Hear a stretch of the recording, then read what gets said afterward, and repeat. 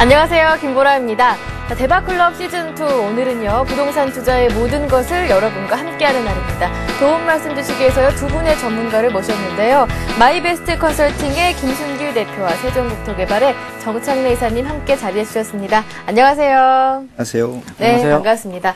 자, 부동산 시장 동향부터 점검을 해봐야겠죠. 제일 먼저 매매 시장부터 살펴봐야 할 것 같습니다.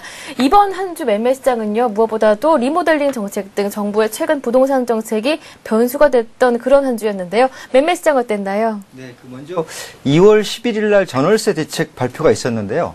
이 중에서 가장 눈에 띄는 종목 중에 하나가 매입 임대 사업자에 대한 완화인데요.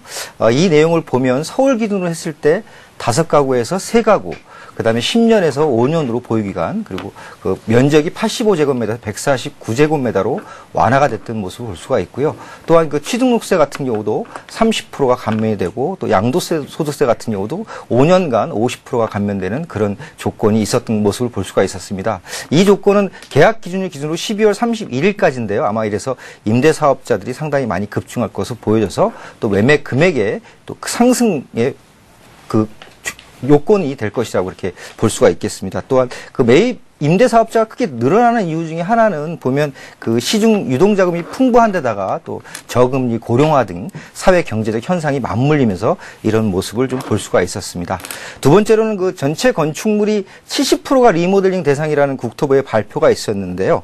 이것이 이제 리모델링에 굉장히 큰 이슈가 되는 것 중에 하나라고 볼 수가 있겠습니다.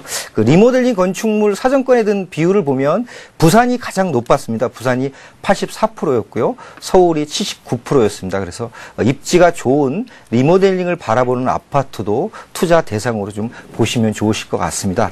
그다음에 보시면 한강변 성수 전략 정비구역이 주택 재개발 구역으로 지정고시가 됐는데요. 한강변에서 처음으로 이제 효과를 나타내는 사업지라고 볼 수 있겠습니다. 최고 높이가 150m고 최고 고층이 또 50층에 평균 30층, 한강변의 다양한 스카이라인으로 또 개발이 되고 있는데요. 이런 것들이 또 한강변을 바라보는 또 재개발이나 재건축 사업에 굉장히 큰 영향을 줄 것이고요. 성수전략정비구는 원안대로 또 통과가 됐다고 이렇게 볼 수가 있겠습니다. 그 다음 소식으로는 중소형 아파트 경매 시장에서도 굉장히 귀한 몸으로 지금 이해 유찰 중에서 직전 유찰된 금액보다 더 높게 지금 낙찰이 되는 모습이 44.75포인트가 이렇게 보였는데요. 이런 경우는 보통 유찰이 되고 나면 유찰된 금액에서 시작이 되는데 유찰되기 전 금액으로 낙찰이 된다는 것은 부동산 시장이 좀 호황이거나 아니면 부동산 경기가 살아나고 있을 때라고 이렇게 말씀을 드릴 수가 있을 것 같습니다. 네, 이렇게 해서요. 한 주간의 매매 시장 소식을 모두 들어봤습니다. 이제 전세 시장으로 넘어가 보겠습니다. 전세 가격 상승세가 조금 주춤했다라는 얘기가 국토부에서 흘러나오기도 했었는데요. 전세 시장 어땠나요? 네, 전세 시장도 지금 현재는 조금 주춤해서 지금 약보합세를 가지고 있다 이렇게 말씀드릴 수가 있는데요. 먼저 보시면 소식으로 전해드리면 서울 1억 이하의 아파트, 전세 아파트가 20%가 지금 급감했다는 발표가 있었는데요. 작년 12만 가구에서 2만 가구가 감소했습니다. 구별로 보면 노원구가 5,700여 가구, 그다음에 강서구, 도봉구, 송파구, 강남구 순으로 감소율이 있었는데요.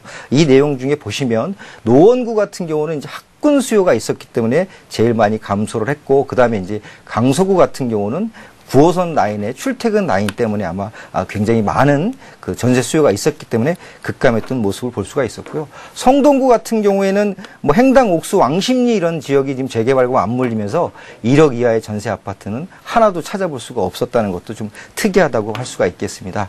다음엔 2월 11일 전월세 시장 보완 대책 중에서 전세 대출 한도가 2천만 원 정도가 확대가 됐는데요.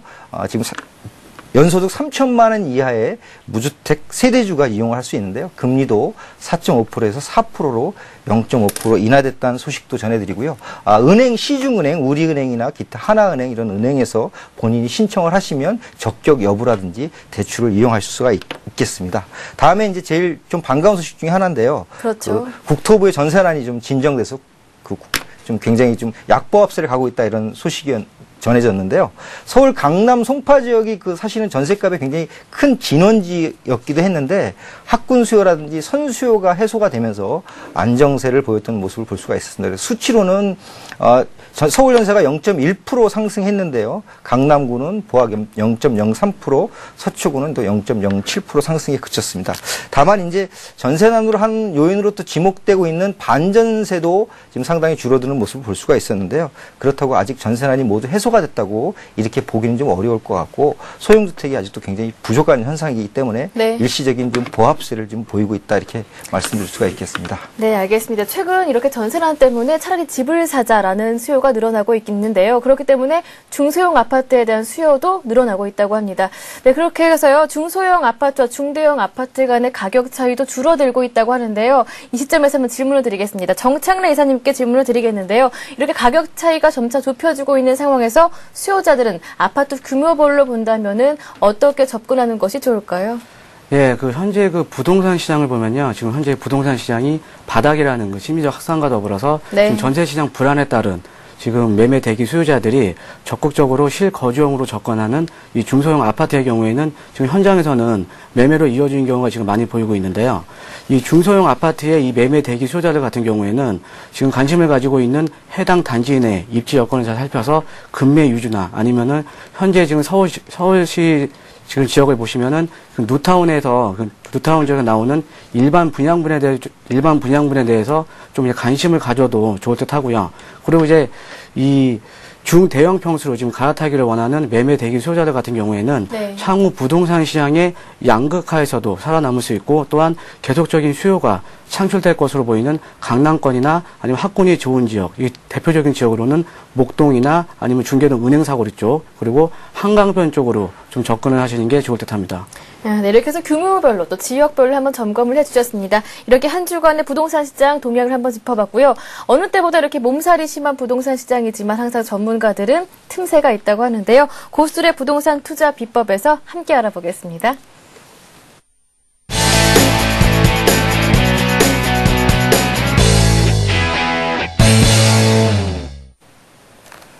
네, 고수의 부동산 투자 비법 강의 내용 들어보기 전에요. 여러분들 저희 프로그램 참여하실 수 있는 방법부터 알려드리겠습니다. 네, 내 집 마련이나 부동산 투자 관련해서 질문점이 굉장히 많으셨을 텐데요. 저희에게 질문하실 수가 있습니다. 02-2299-4034번 전화번호가 연결이 되어 있는데요. 이 번호로 전화 주시면요. 잠시 후에 강의 모두 마친 이후부터 상담을 받아보실 수가 있습니다.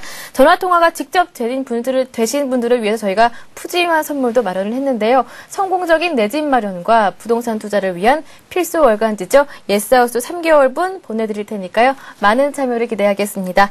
자, 그럼 고수의 부동산 투자 비법 오늘은요. 김순길 대표께서 준비를 해주셨는데요. 어떤 내용인지 주제부터 들어볼게요. 네, 오늘은 재건축 아파트에 대해 투자 노하우에 대해 설명해드리도록 하겠습니다.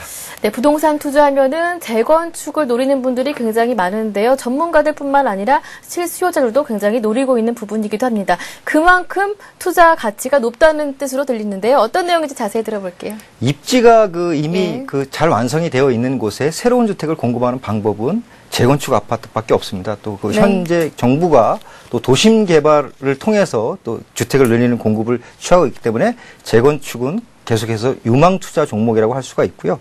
재건축은 또 재개발과 다르게 또 같은 동일한 평수에서 공급되는 그런 방식을 택하고 있습니다. 이를 또 무상지분율이라고 하는데요.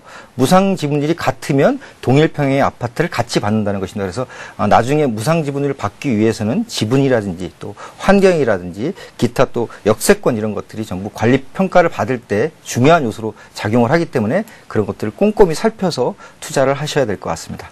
네, 재건축 투자하면요, 단계별로 굉장히 복잡하고요, 이래저래 챙겨야 할 부분들이 굉장히 많은데요. 이런 단계별로 거쳐야 할 과정들을 일목요연하게 정리를 해주신다고요? 네, 재건축 투자에 대해서 먼저 말씀드리려면 이제 일정을 좀 아셔야 되는데요. 여러분들께서도 굉장히 시청자분들도 많이 아시겠지만 다시 한번 짚어드린 내용이라면 추진위원회 구성이 되고 그다음에 정비구역이 지정되고 안전진단, 그다음에 조합설립 인가까지. 조합설립 인가 이후에는 좀 사업 속도가 좀 굉장히 많이 빨라지고 있는데요. 안전진단 같은 경우를 받으면 리모델링으로 전환하기가 어렵기 때문에 그때부터는 재건축이 좀 가시화된다고 이렇게 말씀드릴 수가 있을 것 같습니다. 그다음에 사업 승인 신청을 해서 사업 승인을 받으면 관리처분을 통해서 일반 분양을 하고 이주 철거, 착공, 입주 이런 단계를 거치는데요. 각 단계별로 가격의 상승 폭이 좀 다릅니다. 옛날 같은 경우는 뭐 안전진단이 통과가 된다고 하기만 하면 가격 상승이 굉장히 많았던 모습을 볼 수가 있는데요. 재건축 아파트는 정책과 또 사업 승인 단계에 따라서 조금씩 달라지는 모습을 보였기 때문에 지금은 각 단계별로 지금 상승하는 모습을 볼 수가 있다고 할 수가 있겠습니다. 두 번째로 보시면 단계에서 보시면 그 추진위원회 구성 및 정비구역 지정 단계가 있는데요. 이 이제 추진위원회 구성되고 정비구역 지정 단계가 재건축 사업에는 가장 시작인 기초 단계라고 할 수가 있겠습니다. 이때 이제 가격이 제일 낮은 모습을 볼 수가 있고요. 또 시세 차익을 노리는 투자자들이 매입하시기에는 가장 큰 적기라고 이렇게 말씀드릴 수가 있겠습니다. 다만 실수요자들이 투자하기에는 너무 장기적인 기간이 걸리기 때문에 입주 때까지는 너무 많은 시간이 소요되는 것이기 때문에 투자하기는 적합하지 않다고 이렇게 말씀드릴 수가 있고요. 투자자분 입장에서는 가격 상승 전인 추진위원회 구성 단계에서 매입을 하는 것이 매우 좋으실 거라 이렇게 말씀드릴 수가 있겠습니다. 다음에는 이제 관리처분 단계를 말씀드릴 수 있는데요. 관리처분 단계는 이제 사업계획 승인을 마치고 본격적인 이주 착공, 이 시기에 세부 계획이 다 확인을 할 수가 있는데요. 중요한 것은 이 시기에 평가 금액이 얼마라든지 아니면 내가 몇 평형의 배정을 받는다든지 아니면 내가 추가 부담금이 얼마가 생긴다든지 이런 것들을 전부 다 알 수가 있기 때문에 안정성이 확보가 되는 단계라고 할 수가 있겠습니다. 조금 더 안정적인 투자를 원하시는 분들은 이 시기에 투자를 하는 것도 실수요자한테 나중에 부동산을 판매하실 때도 굉장히 좋은 투자 시기라고 이렇게 말씀드릴 수가 있을 것 같습니다. 그 재테크의 그 목적 중에는 추진위 구성 단계에서 사시고 재테크를 하실 때는 또 실수요자분 입장에서는 관리처분 인가 단계에서 사시는 것이 가장 또 바람직한 투자 시점이라고 이렇게 말씀드릴 수가 있겠습니다. 그래서 일반 분양분보다 이때는 또 일반 분양분보다 저가 매물이 발생할 가능성이 높은데요. 예를 들어 내가 원하는 평형이라든지 아니면 원하는 층이 배정이 안 되거나 추가 부담금이 상당히 많아져서 그것이 작은 부담이 되는 경우에는 급매물로 또 매물을 내놓는 경우가 있기 때문에 그런 경우에는 일반 분양보다 굉장히 저렴하게 살 수 있는 그런 모습을 볼 수가 있었습니다. 특히 뭐 예를 들어서 조합원 분양가가 4억 6천이고 일반 분양이 뭐 한 6억 정도를 바라보고 있는데 기존 시세에 있는 아파트가 뭐 거의 뭐 5억 8천 이렇게 하고 있는데 지금 그 조합원 금액이 뭐 5억 2천 정도 이렇게 매매로 나왔다 하면 기존 시세보다는 무조건 가격이 오르기 때문에 적어도 6, 7천만 원 이상 싸게 매물을 살 수 있다 이렇게 말씀드릴 수가 있겠습니다. 네, 자세하게 한번 알아봤습니다. 재건축 투자 복잡하시더라도요. 추진 일정부터 사업 단계까지 꼼꼼하게 챙기셔야 한다는 점 기억하시고요. 자, 이제 무엇보다 중요한 것이요. 어느 주택, 아파트를 고르야 하느냐잖아요. 투자 노하우까지 자세하게 알아볼까요? 네. 재건축 아파트가 무조건 노후가 됐다고 투자 가치가 있는 것은 아닙니다. 그래서 층수나 대지 지분이라든지 용적률이나 이런 것들 다 살펴봐야 되는데요. 재건축 투자하실 때 구입하는 키포인트를 좀 설명을 드리도록 하겠습니다. 먼저 대지 면적이 넓은 아파트가 좋겠죠. 아무래도 대지 면적이 넓으면 나중에 대형 평수를 받을 수도 있고 또한 그 추가 부담금이 줄어들 수가 있기 때문에 대지 면적이 넓은 아파트를 구하는 게 좋고요. 대지 면적이 넓으면서 가구 수가 적다면 더 이상 뭐 바랄 나위가 없이 투자가 굉장히 적격이라고 할 수가 있겠습니다. 다음에는 그 용적률이 낮은 저층 아파트라든지 주차 공간이 부족한 곳을 고르라는 말씀을 드릴 수가 있는데요. 용적률이 낮은 저층 아파트는 용적률을 더 받으면 받을수록 또 일반 분양분에서 발생하는 수익이 많기 때문에 추가 부담금이 적게 들고 또 수익성이 좋다고 이렇게 말씀드릴 수가 있겠습니다. 그 주차 공간이 부족한 곳을 고르라는 이유 중에 하나는 왜 말씀을 드리냐면 사실은 투자자보다는 실제 거주를 하시는 분들이 더 많은 경우가 재건축 사업에는 더 빨라질 수가 있습니다. 내가 실제 거주를 하면서 불편하면 재건축의 의지가 더 많아지기 때문입니다. 그래서 주차 공간이 부족하면 주차를 할 때 굉장히 여러 번 뺑뺑뺑 돌아야 되고 아니면 주차 때문에 신경이 많이 쓰인다면 재건축을 원하는 그런 이게 더 많기 때문에 재건축을 하려면 동의서라든지 이런 진구를 여러 번 해야 되는데 그런 것 때문에 이왕이면 주차 공간이 부족한 곳과 실제 거주가 좀 많은 그런 것이 좋겠다 이렇게 말씀드릴 수 있겠고요. 다음에는 지가가 높은 아파트 아파트가 좋겠다 이렇게 말씀드릴 수가 있겠습니다. 지가가 높은 아파트는 당연히 분양가가 높습니다. 분양가가 높으면 또 나중에 수익성이 좋아지기 때문에 일반 분양에서 높은 수익을 얻을 수 있기 때문입니다. 다음엔 그 기반 시설이 충분히 형성되어 있는 곳을 고르라는 말씀을 드릴 수가 있겠는데요. 재개발과 달리 그 재건축은 도시 기반 시설을 따로 하지 않습니다. 그래서 내가 아파트를 지면서 진입로가 적거나 아니면 좁은 경우에는 진입로를 확보하기 위해서 토지 매입을 해야 되는 경우가 발생을 합니다. 그래서 국공유지라든지 토지 매입 부분에서 예상치 못한 금액이 들어감으로써 추가 부담금이 더 많아질 수 있는 여지가 있고요. 또 다른 주택 단지라든지 이런 데서 또 민원의 소지가 있거나 기반시설이 이미 잘 갖춰져 있는 곳에 아파트를 지면 아파트만 재건축하면 되기 때문에 다른 것들에서 굉장히 이익을 볼 수 있다 이렇게 말씀드릴 수가 있고요. 다음에는 그 시공회사의 브랜드 지명도가 높은 곳을 선택하시라는 말씀을 드릴 수가 있겠습니다.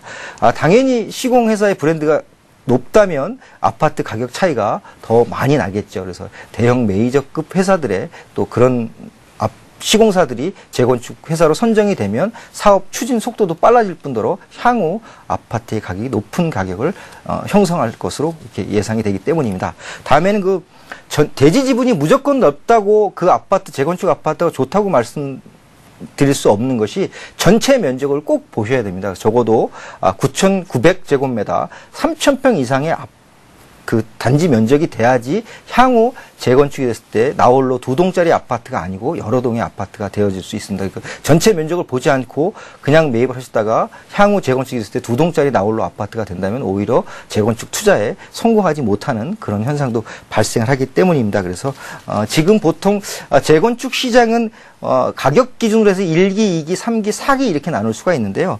1기 같은 경우는 잠실, 반포, 도곡동 같은 경우를 1기라고 할 수가 있고요. 2기는 이제 개포주공이라든지 음마 아파트, 3기는 지금 한강변 르네상스에 해당이 되는 압구정동, 그다음에 이촌, 성수, 합정, 여의도 이런 지역이 지금 3기 재건축 아파트, 4기는 목동이나 상계동 같은 곳을 이렇게 볼 수가 있는데요.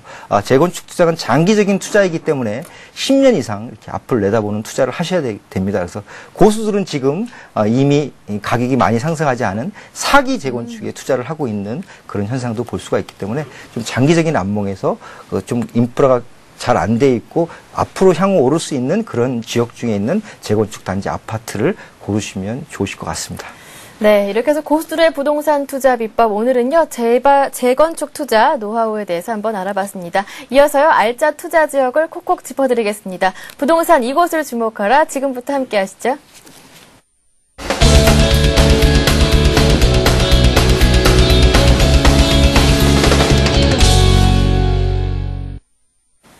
네, 부동산 이곳을 주목하라. 최근 이슈가 되고 있는 지역 그리고 투자 가치가 있는 지역들을 여러분께 소개해드리고 있습니다. 오늘은요 정창래 이사님께서 도움 말씀을 주실 텐데요. 자 어떤 지역인가요?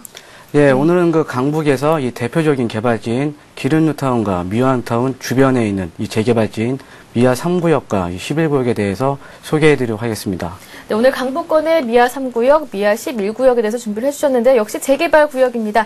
어떤 이유로 뽑아주셨는지 추천 요인부터 들어볼까요? 예, 오늘 소개해드리는 이 미아 3구역과 11구역의 추천 요인을 들어보면 먼저 첫 번째 추천 요인은 지금 현재 이제 강북 지역을 보시면은 이 강북 지역의 개발 예정지나 이 개발지들을 보시면 대부분의 지역들이 이 구릉지인 지역들이 대부분입니다. 이 기름뉴타운과 미아뉴타운의 경우에도 전체 사업지를 보면 반 이상의 지역들이 전체 사업지에서 반 이상의 지역들이 이 구릉 지역에 위치해 있다고 보시면 되겠는데요. 하지만 오늘 소개해드리는 이 미아 3구역과 그리고 11구역 같은 경우에는 전체 사업지에 구릉지가 하나도 없는 평지인 사업지입니다. 따라서 이 평지인 사업지는 기본 용적률 20% 상향이 가능하기 때문에 이 사업성만을 놓고 보면은 용적률 상향에 따른 사업성이 더 높아진 효과가 있으면서 그에 따라 또 사업 속도도 한결 더 빠를 것으로 예상된다는 점에서 오늘의 첫 번째 그 추천 요인으로 들었고요. 또 두 번째 추천 요인으로는 현재 미아 3구역과 11구역을 둘러싸고 주변으로 이 대규모로 개발 가능성이 아주 농후하다는 점인데요. 현재 인접지역인 미아 3구역과 11구역의 인접지역인 개발지를 보면 기름뉴타운이 있고요. 이 기름뉴타운 같은 경우에는 현재 지금 입주에 지금 거의 다 지금 완료가 되어가고 있고 또 그 바로 옆으로 미아뉴타운이 있고 또 4호선 기름역과 미아역 사이에 미아 균형발전 촉진지구가 있는데요. 여기는 지금 현재 이쪽 지역이 현재 지금 개발을 지금 하고 있는 지역이고, 또한 미아 3구역 11구역 바로 앞으로 예전에 그 4차 뉴타운 예정지로 거론되었던 미아 128동 이 수유 1동 지역이 그 면적으로는 약 29만 8천 평이 향후에 이 지금 현재 진행하고 있는 뉴타운 사업이 진행되다 보면 나중에는 대규모로 이 개발 가능성이 있기 때문에 현재 개발을 진행하고 있는 미아 3구역과 11구역 같은 경우에는 주변으로 또 개발이 이루어지면서 규모의 경제를 또 실현할 수 있다는 점에서 두 번째 추천 요인으로 들었고요. 또 세 번째 추천 요인으로는 초역세권 지역이다라는 점을 들었습니다.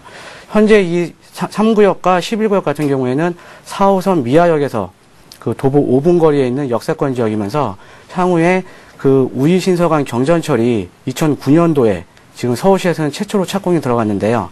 이 경전철 예정역이 미아 3구역 단지 바로 앞에 생기게 되면서 향후에는 이 미아 3구역과 11구역이 초역세권 지역으로 변모될 것으로 예상이 된다는 점에서 세 번째 추천 요인으로 들었고요. 그리고 네 번째 추천 요인은 소액 투자가 가능하다라는 점인데요. 현재 이 미아 3구역과 11구역 현장에 직접 가보시면은 주거 환경이 극히 열악하고 그리고 노후화된 주택들이 아주 질비한 그런 지역인데요.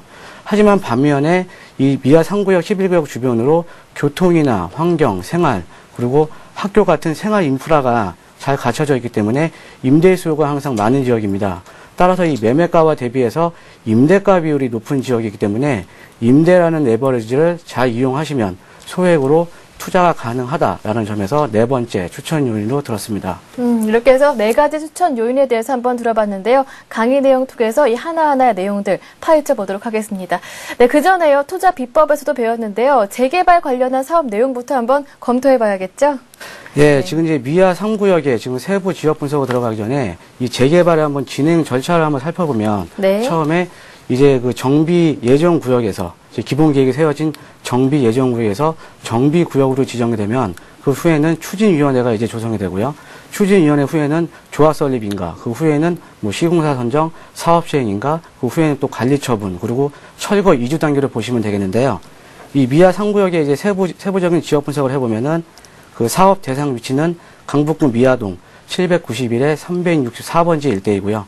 사업지 규모를 보면은 6만 1,000 평방미터로 보시면 되겠습니다. 약 2만 평 정도, 2만 평이 약간 안 되는데요. 현재 조합원 수는 632명이고요. 그리고 총 건립 세대 수는 962세대로 현재 예정을 하고 있습니다. 이 분양 평형별 배분을 보시면은 지금 임대 아파트가 지금 164세대가 나오는데요.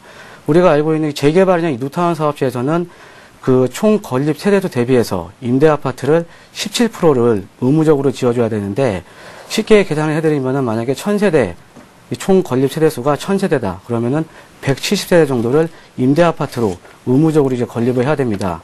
지금 이 미아 3구역에서는 지금 임대 아파트가 164세대고요.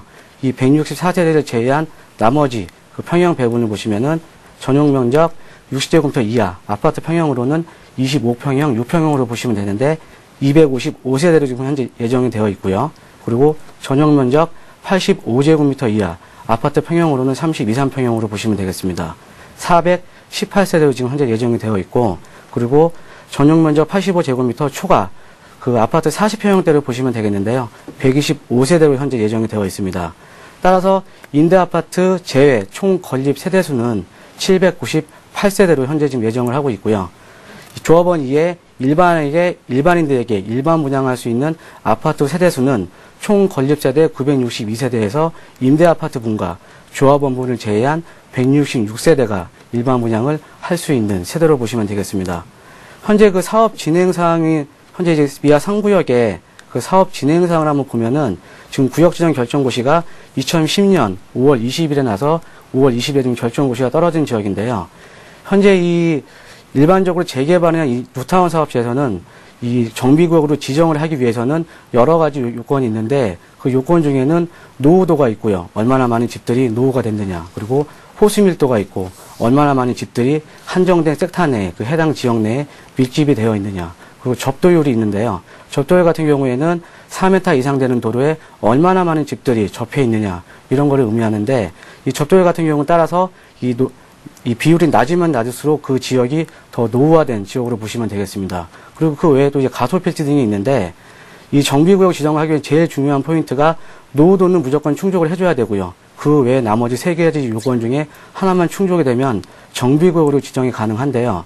미아 3구역 같은 경우에는 2004년도 5년도부터 이 재개발 진행하면서 지금 5년 만에 이 구역 지정을 5년 만에 이 구역 지정을 이제 받은 이유가 뭐냐면 지금 이 미아 3구역 사업지 내에 이 동서로 관통하는 그 도로 기부 채납권에 대해서 서울시와 미아 3구역 추진위원회 간에 좀 그 합의점을 찾지 못한 점이었는데요.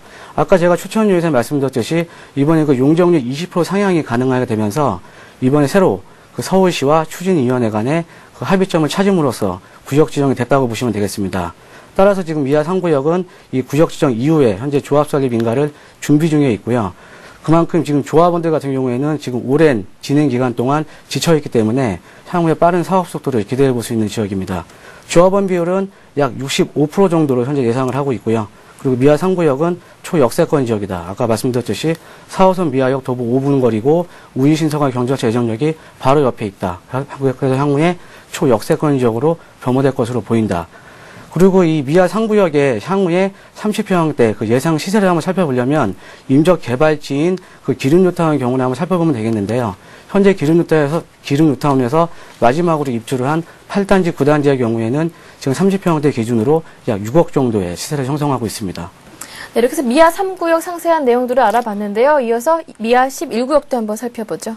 네, 미아 11구역은 이제 그 사업 대상 위치는 강북구 미아동 791에 108번지 일대인데요. 미아 3구역과 바로 인접해 있는 지역입니다. 사업지 규모를 보면 미아 3구역보다 조금 작은 35,891평방미터고요. 조합원 수는 약 410명으로 지금 예상이 되고 총 건립 세대수는 598세대로 현재 예상을 하고 있습니다. 평형별 배분을 보면 역시 이 임대아파트 17%를 지어야 되기 때문에 임대아파트는 약 103세대 정도로 예상을 하고 있고요. 임대아파트 103세대를 포함해서 전용면적 60제곱미터 이하, 아파트 25평형대 이하 같은 경우에는 79세대, 그리고 아파트 30평형대 같은 경우는 429세대, 그 아파트 30평형 초과 40평형대 아파트 같은 경우에는 90세대로 현재 그 예상을 하고 있고요. 따라서 임대아파트를 제외한 총 건립 세대수는 495세대이고 일반인들에게 분양할 수 있는 일반 분양분은 총 건립 세대 598세대에서 임대분과 조합원분을 제외한 85세대가 일반 분양이 가능한 지역입니다. 사업 진행 사항을 보시면은 지금 이제 구역 지정 결정 고시는 미아 3구역보다 약 한 6개월 정도 느린 2010년 12월 30일에 구역 지정 결정 고시가 나면서 미아 3구역과 마찬가지로 조합 설립 인가를 위한 준비 중에 지금 있고요. 또한 미아 3구역과 함께 역세권 지역입니다. 새롭게 뚫리는 우이 신서간 경전철 예정역에서도 도보 3분 거리로 보시면 되겠고요. 현재 향후에 건축될 아파트 총 동수는 11동으로 보시면 되겠습니다. 또 임저 시세는 30평대 기준이 기름뉴타운의 경우 6억 정도로 보시면 되겠습니다. 네, 이렇게 해서 미아 3구역과 11구역에 대한 상세한 내용들을 한번 알아봤습니다. 네, 무엇보다 중요한 것이 주변 입지겠지요. 북한산 국립공원도 있고요. 주변 입지 어떤지 한번 자세하게 살펴볼까요? 예, 이 미아 3구역과 11구역을 둘러싼 이 주변 개발 계획 중에 현재 이제 그 환경적인 면을 놓고 보면은 지금 이제 북서울 꿈해숲이 위치해 있는 이 북서울 꿈해숲이 그 3구역, 11구역의 동쪽으로 지금 위치해 있는데요. 이 북서울 꿈해숲은 예전에 그 드림랜드 부지를 지금 일대를 지금 다시 가공을 해서 지금 강북의 대형 공원으로 새로 조성이 된 공원인데요. 지금 2009년 10월 달에 1단계 개장을 한 상태에 있고 지금 송파에 그 올림픽 공원과 그리고 성수동에 서울숲이 있듯이 강북에는 그동안 이렇다 공원들이 없었는데 이 북서울 꿈해숲이 생기게 되면서 강북에 대형 랜드마크 공원이 생기게 된 걸로 이해를 하시면 되겠습니다. 또한 이 미아 3구역과 11구역을 중심으로 이 서쪽으로 보시면은 지금 이 북한산 국립공원이 지금 병풍청에게 둘러싸여 있고요. 따라서 이 미아 3구역과 11구역은 아주 환경 친화적인 입지에 있다. 이렇게 보시면 되겠습니다. 또한 이 주변 개발지를 한번 살펴보면 미아 3구역과 11구역을 중심으로 현재 화면상으로 보시는 것처럼 지금 노란색 지역이 기름 뉴타운이고요. 그리고 이 기름 뉴타운과 연접해서 미아 뉴타운이 지금 바로 연접해서 있고 그 위로 지금 화면상으로 보시는 것처럼 4차 뉴타운 예정지로 예전에 또 거론이 되었던 지역이라 향후에 아주 대규모로 개발 가능성이 아주 농후한 지역이라는 점 참고하셨으면 하고요. 그리고 이 기름역과 미아역 사이에 미아 균형 발전 촉진지구가 있다는 점 참고하셨으면 합니다. 네, 알겠습니다. 이제 무엇보다 중요하겠죠? 교통 여건까지 한번 살펴보겠습니다. 시간이 많이 지났는데요. 한번 빠르게 깊이 있게 시간이 좀 분석해볼까요? 부족하네요. 좀 빨리 가겠습니다. 네. 예, 미아 상부역과 11구역의 가장 중요한 포인트가 바로 이번에 그 2009년도에 최초로 착공이 들어간 우이 신서강 경전철인데요. 이 우이 신서강 경전철이 지금 향후에 지금 개통이 됨으로써 기대되는 효과가 서울 동북부 지역에서 도심으로의 접근 소요 시간이 크게 단축될 것으로 예상이 된다는 점. 그리고 네. 지금 현재 보시면 미아 상거리역에서 도봉로를 따라 미아역까지 항상 이 교통 체증이 유발되는데 이 경전철 개통에 따라서 그런 교통 혼잡 비용이 많이 감소한다는 점이 지금 볼 수 있고요. 또한 이 우이 신서강 경전철 예정역은 지금 제가 소개해드린 미아 상부역과 11구역의 그 단지 내 바로 앞에 생기기 때문에 이 지역들은 바로 초역세권 지역으로 변모될 것이라는 점 참고하셨으면 하고요. 그리고 이제 상권과 입지 이런 상권과 교통을 한번 살펴보면 이 미아 상구역과 11구역 주변으로 보시면은 먼저 한번 상권을 한번 살펴보겠습니다. 이 네. 북쪽으로는 그 중소형 상권들이 몰려있는 그 수유역 상권이 있고요. 11구역 바로 앞으로는 또 수유 재래시장이 있는데 이 수유 재래시장은 강북 내에서도 아주 큰 재래시장이기 때문에 상권 이용하시기 편리하시고 또 미아 상거리역 상권 같은 경우에는 대형 상권들이 많이 몰려있는데 롯데백화점, 현대백화점, 신세계 이마트 등의 대형 상권들과 그 대형 상권을 중심으로 해서 주변에 이 중소형 상권들이 몰려있기 때문에 상권 이용하시기 아주 편리하고요. 뭐 지하철이나 아까 뭐 경전철은 제가 말씀을 드렸고 그리고 이 주변 간선도로망을 보시면은 내부순환도와 그 북부간선도로 그리고 동부간선도로 등이 차량으로 10분 내 접근이 가능하기 때문에 아주 양호한 입지에 있다고 보시면 되겠습니다. 이렇게 해서요. 이 지역의 주변 입지에 대해서 빠르지만 또 자세하게 분석을 해주셨습니다. 네, 그렇다면요. 이 지역의 장점과 단점을 한 번에 정리해 볼까요? 예, 미아 상부역과 11구역의 장점으로는 주변에 대규모 개발 가능성이 농후하다. 따라서 향후에 주거용 벨트가 형성이 되면서 규모와 집적의 이익을 누릴 수 있는 만큼 아파트의 미래 가치에도 많은 영향을 미칠 것이다. 그리고 구역 지정이 완료가 됐기 때문에 현재 조합 설립 인가 준비 중이고 아까 말씀드린 도로 기부 찬합권 같은 경우가 해결이 됐기 때문에 빠른 사업 속도를 기대해 볼 수 있다. 또 다음으로 초역세권 지역이다. 그리고 이 북한산 국립공원과 지금 그 북서울 꿈의 숲이 있어서 아주 환경 친화적인 입지에 있으면서 주변의 상권이 아주 잘 형성이 되어 있다는 점입니다. 단점은 어떤가요? 단점을 보시면 현재 이 다른 지역과 비교해 봤을 때 좀 상대적으로 이 교통망이 지금 낙후되어 있는데 향후에 이제 2014년도에 우이 신서강 경전철이 개통이 되게 되면 이런 부분들은 많이 상세가 될 것 같고요. 그리고 소형 다세대보다는 평가 금액이 유리한 다가구 주택이나 단독주택으로 투자를 하시는 게 좋을 듯합니다. 네, 이렇게 장점과 단점 모두 알아봤습니다. 오늘 강의 내용 들으시면서 이 지역에 대해서 관심 갖게 된 분들 굉장히 많으실 텐데요. 이런 분들을 위해서요. 투자 포인트 알려주신다고요. 투자 포인트로 넘어가 보겠습니다. 예, 지금 미아 상구역과 11구역 같은 경우에는 지금 소형 다세대보다는 아까 제가 말씀드렸듯이 다가구나 단독주택을 제가 권유해 드렸는데 일반적으로 다가구 단독은 20평대, 30평대 이상 이런 지분을 가진 게 대부분인데 미아 상구역과 11구역에는 그 10평대 지분을 가진 다가구나 단독이 많이 있습니다. 따라서 이런 지분들을 매입을 하시면은 평가 금액에서도 지금 낮게 형성이 되어 있기 때문에 향후 투자 수익률에서도 높게 나올 것으로 판단이 됩니다. 네, 이렇게 해서 미아 3구역과 미아 11구역에 대한 내용을 살펴봤는데요. 이 지역에 대해서 추가적으로 궁금하신 점 남으시면요. 저희에게 참지 마시고요. 질문 줄 수가 있습니다. 02-2299-4034번 열려 있습니다. 자, 이제 여러분들의 답답한 속을 전문가가 속 시원하게 해결해드리는 부동산 무엇이든 물어보세요로 함께 이어가겠습니다.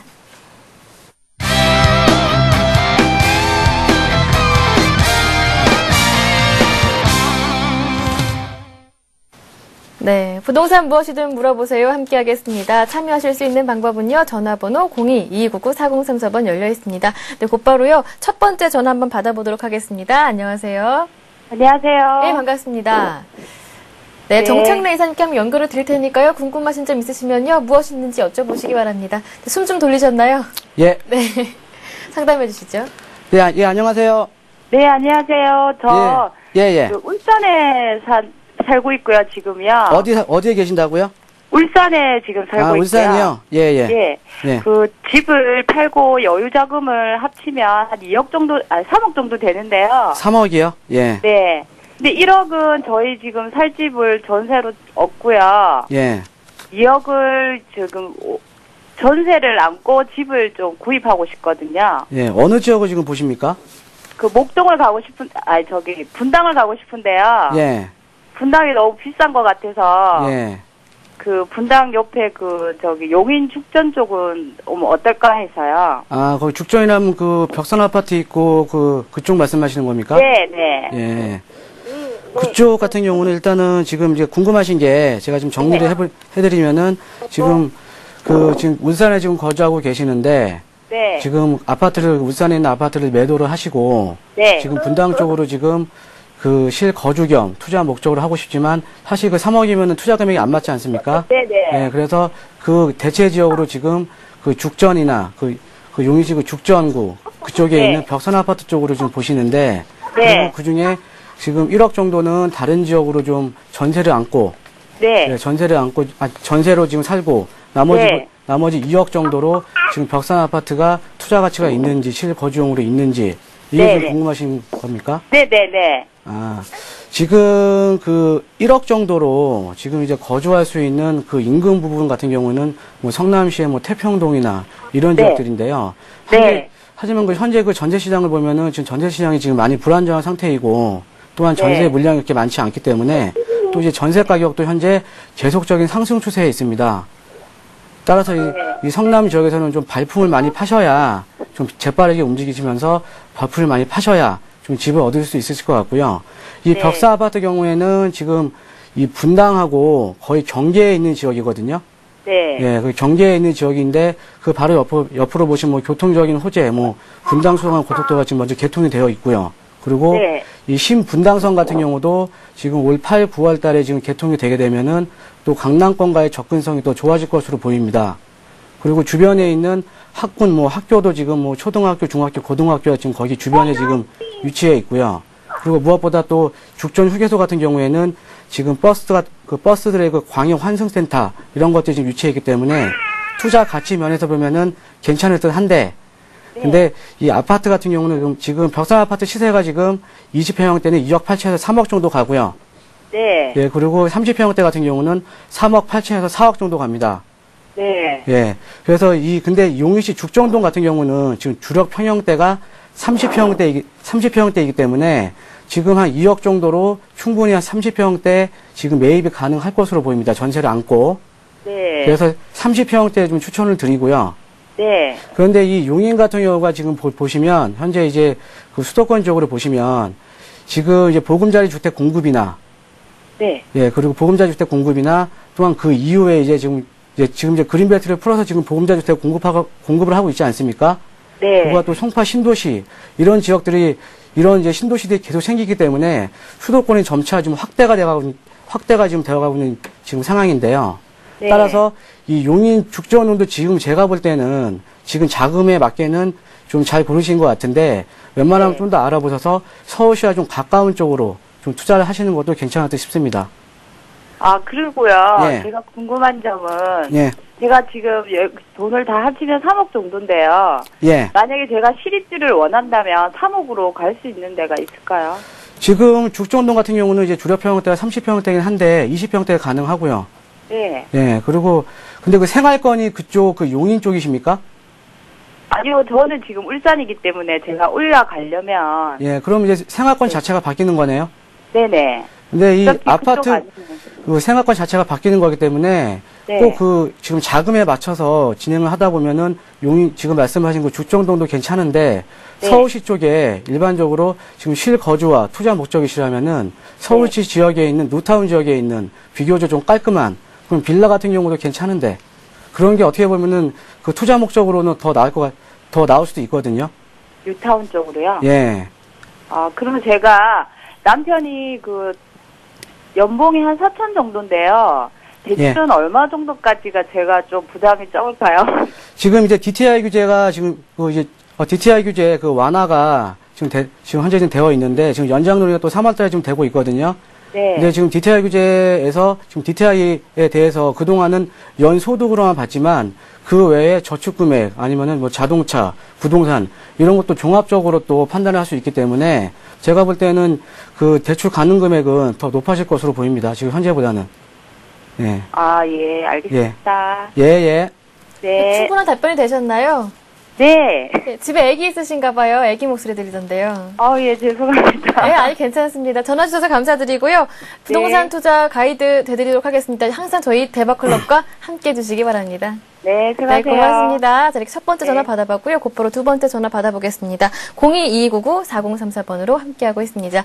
네, 안녕하세요. 네, 안녕하세요. 네, 반갑습니다. 이번에는요, 김순길 대표께서 받아주시겠습니다. 네. 안녕하세요. 네, 안녕하세요. 네, 질문하십시오. 여보세요? 네, 질문하세요.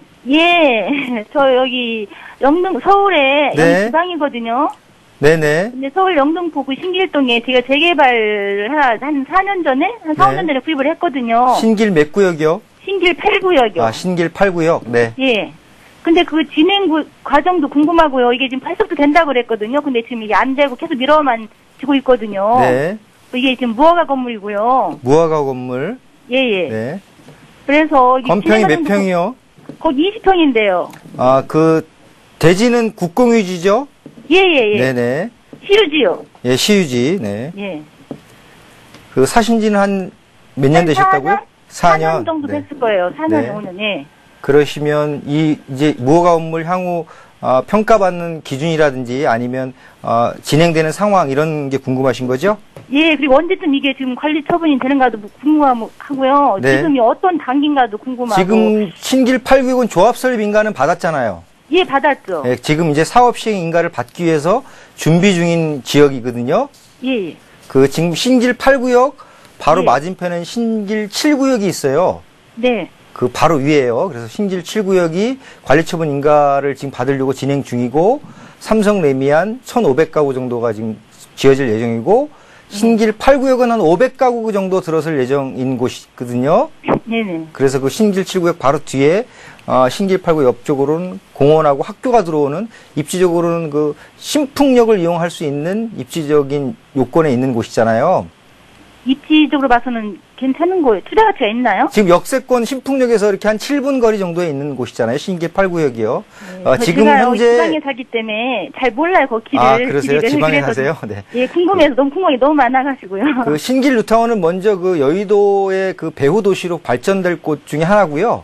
예. 그 146만 제곱에 18,000가구가 들어설 미니 신도시급으로 개발될 곳 중에 하나예요. 그래서 예. 지금 신길 7구역하고 11구역은 관리처분 인가를 받기에 준비 중이고요. 신길 5구역도 지금 사업 시행 인가를 받은 걸로 제가 알고 있고 나머지 구역은 조합 설립 인가 및 지금 추진이 상태에 있는데 네네. 신길 8구역은 조합 설립 인가를 받고 지금 사업 시행 인가를 받기 위해서 준비 중이고 세대수는 532가구 정도가 지금 들어서는 걸로 제가 알고 있거든요. 예. 지금 그 무허가 건물을 가지고 계시잖아요. 그러면 네. 나중에 평가를 받으실 때 네. 평가 금액이 주택으로만 평가를 받기 때문에 권리 금액이 굉장히 작아요. 예. 그러면 원하는 평형이 내가 33평형을 원한다면 그 원하는 평형을 못 받을 수도 있고요. 이 권리가액 순서대로 평형 배정이 되거든요. 예. 근데 내가 25평 정도를 받을 마음이 있다면 굳이 대지를 불화받아서까지 신청을 하실 필요는 없을 것 같아요. 불화를 받지 말고요. 왜 그러냐 하면 예. 내가 이곳에 입주를 하거나 아니면 나중에 매매를 할 때요. 네. 불화를 받으시면 권리가의 금액이 커지거든요. 예. 금액이 많아져요. 예. 그러면 거기서 이제 나머지 부분을 추가 부담금으로 내시기 때문에 분납하는 금액이 불화를 받기 전 금액보다 많이 크거든요. 네네. 그러니까 예를 들어서 지금 평가를 3천만 원 받으셨다고 하면 네. 지금 조합원 분양이 한 1,400만 원 정도에 분양할 예정이면 33평이 한 4억 6천 정도 되거든요. 그러면 나머지 4억 3천만 원을 분납할 수가 있는데 불화를 받으시면 불화받는 금액이 올라가기 때문에 물론 불화받을 때 이제 연부 연납으로 좀 장기적으로 분할 납부를 할 수는 있지만 지금 현재는 불화받을 때 금액적으로는 크게 메리트가 없어요. 그래서 평형 배정에 어느 정도 평형 배정을 받을 수 있을지 그것을 계산해 보고서 불화를 받는 게 좋겠다 이렇게 말씀드릴 수가 있을 것 같습니다. 그럼 24평을 받는 게 나아요? 아니면 30평대 받는 게 나아요? 지금 가장 선호하는 평형은 아무래도 33평형이 가장 매매가 잘 되고 선호하는 평형이라고 할 수가 있겠죠. 그래서 내가 33평을 배정을 받아야 되는 경우라면 그리고 25평이나 33평은요, 조합원 수 대비해서 건립세대 수가 거의 같으면 지금 현재 조례에 의해서 25평 가시는 물건이 아니기 때문에 34평을 받을 수가 있어요. 근데 다만 권리가액이 낮으면 못 받을 수가 있죠.